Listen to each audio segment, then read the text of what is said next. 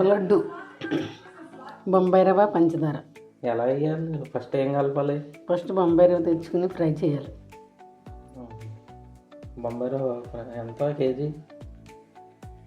Kilo పంచదార, kilo Bombay రవ్వ, రెండు ఈక్వల్. కిలో బొంబాయి రవ్వ, కిలో పంచదార. బొంబాయి రవ్వని ఒకసారి ఫ్రై చేసుకుని చల్లారిన తర్వాత షుగరు, బొంబాయి రవ్వని మిక్సీ చేయాలి. షుగర్ బొంబాయి రవ్వ మిక్సీ చేయాలి మళ్ళీ. జస్ట్ ఒకసారి ఇలా మిక్సీ చేయాలి, మెత్తగా కాదు. షుగర్ కలిసేలా రఫ్గా ఎలా చేయాలి. తర్వాత నెయ్యి, పాలు, చిక్కటి పాలు వేసుకుంటే బాగుంటుంది. నెయ్యి, పాలు అదంతా వేయాలి. ఉండ వచ్చేలా చేసుకోవడమే. ఇందులో నెయ్యి, పాలు వేస్తావా? ఇప్పుడు వేస్తూ ఉండొచ్చు కదా ఒకసారి.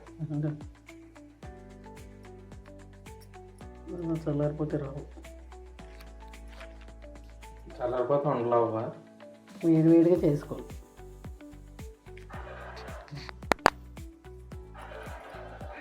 పాలు వేడిగా ఉండాలి, చల్లారిపోవడం ఉంటుంది.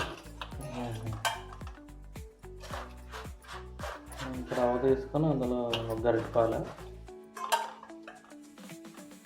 ఇక్కడ మనం తీసుకున్న క్వాంటిటీని బట్టి వేసుకోవాలి. బాబు నెయ్యి ఎంత వేస్తావు? ఇది మరి ఇంత వంటలు చేయట్లేదు ఇవన్నీ. ఇంత దానికి ఒక రోజు తీసుకోవాలి. ఏంటి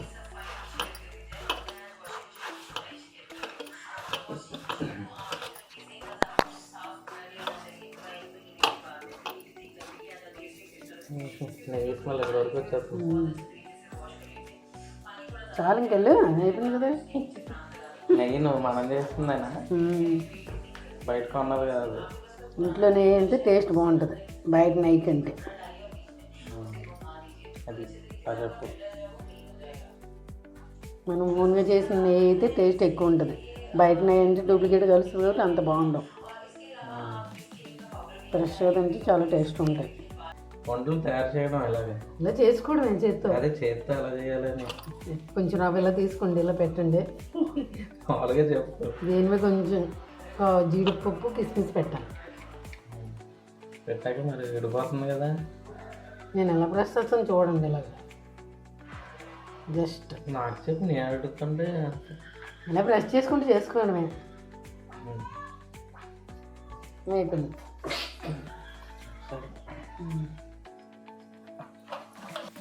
నా చేతులు గాజులు కట్టి ఉన్నప్పుడు తీడు కదా. గాజులు ఏం గాజులు? గోల్డ్ గాజులు కట్టేసుకున్నప్పుడు.